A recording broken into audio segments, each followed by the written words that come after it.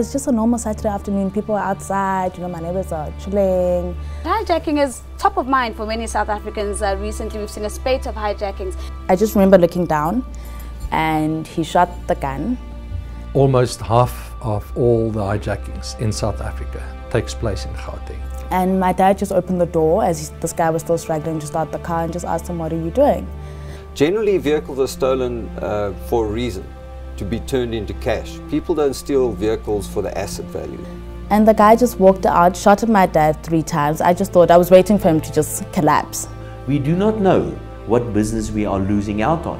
It's possible to calculate how many or to get the information on how many car hijackings we've had and to put a number to that. But that's only a fraction of the total cost, because the total cost is actually much more than the cost of this hijacking only.